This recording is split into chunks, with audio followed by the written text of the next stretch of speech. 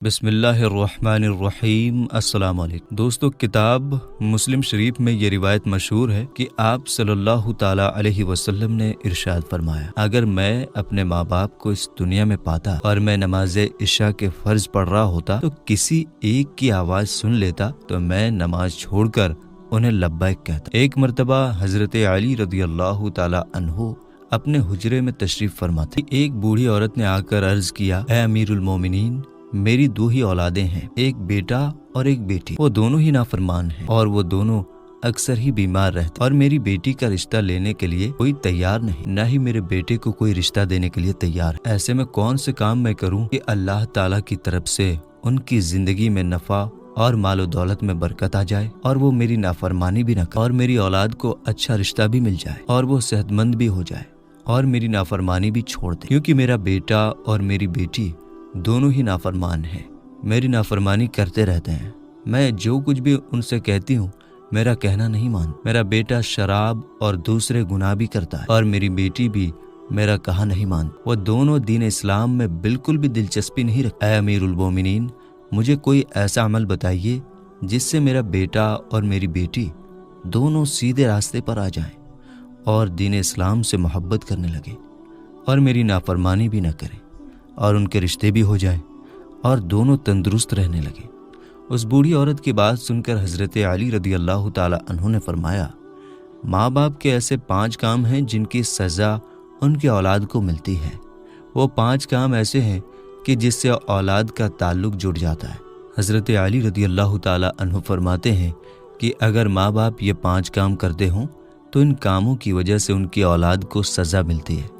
وہ بوڑھی عورت کہنے لگی کہ اے امیر المومنین، وہ کون سے 5 کام ہیں جس کی وجہ سے ہماری اولادیں بیماریوں، پریشانیوں اور مصیبتوں میں گھر جاتی ہیں؟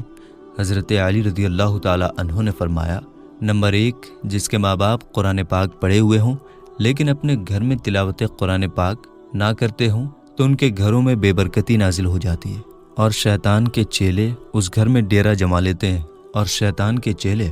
اس ماں باپ کی اولاد کو بھٹکاتے رہتے ہیں، جس کی وجہ سے ان ماں باپ کی اولادیں بیمار رہنے لگتی ہیں اور گھر میں لڑائی جھگڑے بڑھ جاتے ہیں، جس کی وجہ سے ان کی اولادیں نافرمانی کرتی ہیں۔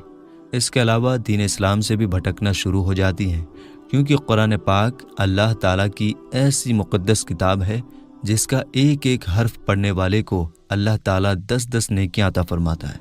اس کے ساتھ ہی ہر 10 نیکیوں میں انسان کا مرتبہ رتبہ بھی بلند کر دیا جاتا ہے، اور ہر اس نیکی کے بدلے میں اس کے گھر میں برکتیں، رحمتیں بھی عطا فرماتا ہے، جس کی وجہ سے ان ماں باپ کی اولادوں پر اثر پڑتا ہے، اور ان کی اولادوں سے بیماریاں اور مصیبتیں ختم ہو جاتی ہیں، اور وہ باحیا اور دین اسلام پر قائم رہتی ہیں، اور اللہ تعالیٰ ان اولادوں کی قسمت اپنے ایک فرشتے کے ذمے لگا دیتا ہے۔ وہ فرشتہ ان شیطانوں کے چیلوں کو بھگا دیتا ہے، اور ان کے گھر میں برکتیں اور رحمتیں اللہ تعالیٰ کے فضل و کرم سے برستی رہتی ہیں۔ جس بھی گھر میں اللہ تعالیٰ کی رحمتیں اور برکتیں نازل ہو جائیں، وہاں نہ تو شیطان کے چیلے رہ سکتے ہیں، اور نہ ہی وہاں بے برکتی، پریشانیاں، بیماریاں اور دوسری مصیبتیں آتی ہیں۔ میرے دوستو، کبھی کبھار یہ بھی دیکھا گیا ہے کہ آج ہمارے رشتہ دار ہوں یا پھر اپنے ہی گھروں میں ہم جھانک کر دیکھیں کہ قرآن پاک جو اللہ تعالیٰ کی مقدس کتاب ہے، جو ہمارے آخری نبی حضرت محمد صلی اللہ تعالی علیہ وسلم پر نازل ہوئی ہے، ہمارے گھروں میں پڑے پڑے ان پر مٹی جم گئی ہے، اور ہم قرآن پاک کی تلاوت بہت کم کرتے ہیں۔ حالانکہ ہمیں روزانہ قرآن کریم کی تلاوت کرنی چاہیے تاکہ ہمارے گھروں میں اللہ تعالیٰ کی برکتیں اور رحمتیں نازل ہوتی رہیں۔ جو ماں باپ قرآن کریم پڑھ کر بھی نہیں پڑھتے تو ان کی اولاد بے حیا، بے شرم اور تنگ دست ہو جاتی ہے۔ لہٰذا ہر ماں باپ کو چاہیے کہ روزانہ اپنے گھروں میں قرآن کریم کی تلاوت کریں تاکہ اللہ تعالیٰ کے فضل و کرم سے ان کی اولادیں نیک اور دین اسلام کے راستے پر چل پڑیں۔ میرے دوستو، اس کے بعد حضرت علی رضی اللہ تعالی عنہ نے فرمایا، نمبر 2، جس گھر میں ماں باپ روزانہ لڑتے ہوں اور ایک دوسرے کو گالیاں دیتے ہوں، جہاں گالیاں دی جائے صرف شیطان ہی اس گھر میں ڈیرا ڈالتے ہیں اور ان کو ایک دوسرے کے خلاف بھڑکاتے رہتے ہیں۔ میرے دوستو، آپ خود سوچ کر دیکھیں کہ جس گھر میں اللہ تعالیٰ کے فرشتے نہ آئے، اس گھر میں مصیبتیں، بیماریاں، طرح طرح کی پریشانیاں آئیں گی، اور اللہ تعالیٰ اس گھر میں رہنے والوں سے ناراض ہوگا اور وہ گھر جہنم ہی کہلائے گا۔ میرے دوستو، اللہ تعالیٰ کے فرشتے صرف یہودیوں اور مشرکوں کے گھر میں نہیں جایا کرتے، کیونکہ حضور اکرم صلی اللہ تعالیٰ علیہ وسلم کا فرمان مبارک ہے، ایک دوسرے کو گالیاں دینا دین اسلام میں حرام ہے، کیونکہ ماں باپ کو دیکھ کر ہی اولاد جوان ہوتی ہے۔ جیسے کام ماں باپ کے ہوں گے ویسے ہی کام تو اولاد کے بھی ہوں گے۔ اولاد نے تو یہی دیکھا کہ میرے ماں باپ ایک دوسرے کو گالیاں دیتے ہیں، لڑائی جھگڑے کرتے ہیں، اب اولاد سے ماں باپ کو کیا امید ہوگی کہ میری اولاد فرما بردار ہوگی؟ ایسا نہیں ہو سکتا۔ اس لیے حضرت علی رضی اللہ تعالی عنہ نے فرمایا کہ ماں باپ کو چاہیے کہ دین اسلام میں جو طریقہ بولنے کا بتایا گیا ہے وہی طریقہ اختیار کریں، تاکہ ان کی اولادیں وہ سن کر ان پر عمل کریں۔ اس طریقے سے آپ کی اولادیں نافرمان اور بے حیا نہیں ہوں گی، اور دوسری مصیبتوں سے آپ کی اولادیں بچی رہیں گی۔ اپنے گھروں میں حدیث کی باتیں کیا کریں، حضور پاک صلی اللہ تعالیٰ علیہ وسلم کا فرمان مبارک سنایا کریں۔ اپنی بیٹیوں کو، اپنے بیٹوں کو حضرت فاطمہ زہرا رضی اللہ تعالیٰ عنہا، پھر حضرت عائشہ صدیقہ رضی اللہ تعالیٰ عنہا کی باتیں بتایا کریں، تاکہ ہماری بیٹیاں باحیا اور فرما بردار ہو جائیں۔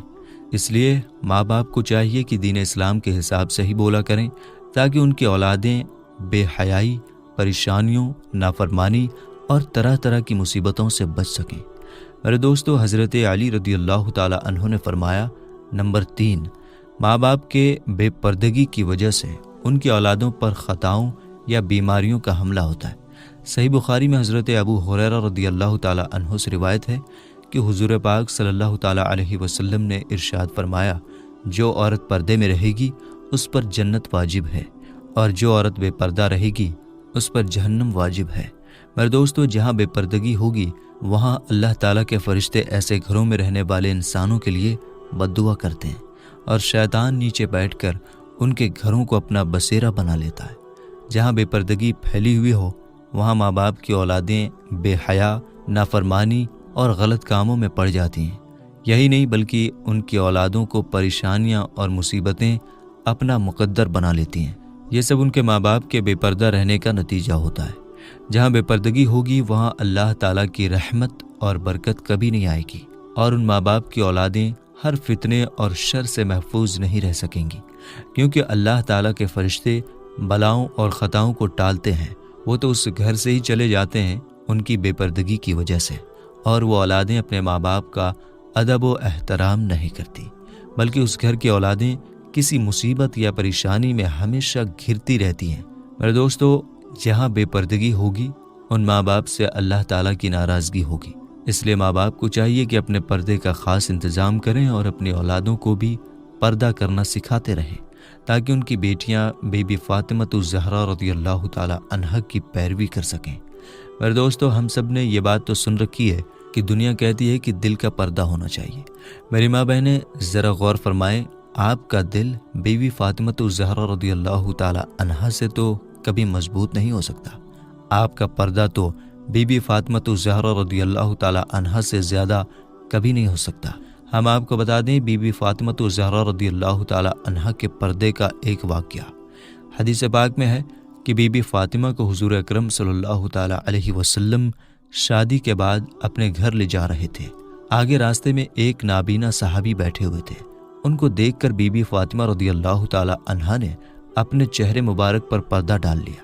تو حضور اکرم صلی اللہ تعالیٰ علیہ وسلم نے فرمایا،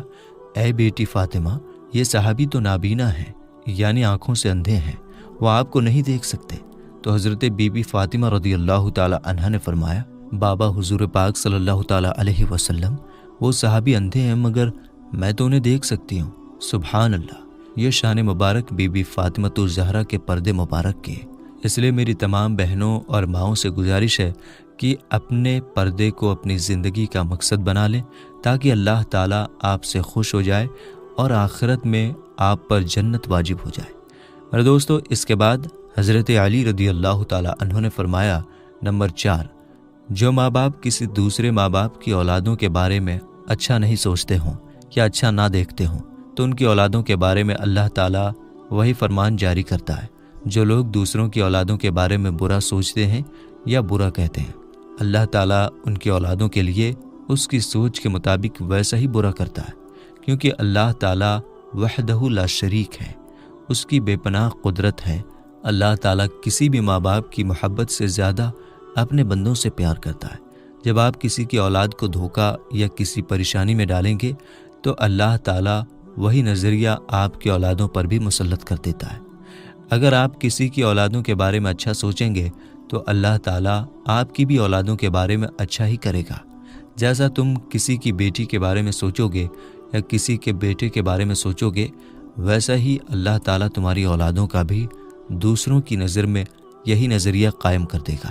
حدیث پاک کا مفہوم ہے کہ حضور پاک صلی اللہ تعالیٰ علیہ وسلم کی خدمت میں ایک صحابی نے عرض کیا، یا رسول اللہ صلی اللہ تعالیٰ علیہ وسلم، فلاں صحابی کسی عورت کو چھپ چھپ کر دیکھتے ہیں۔ تو آپ صلی اللہ تعالیٰ علیہ وسلم نے ان صحابی کو فرمایا کہ جاؤ ان کو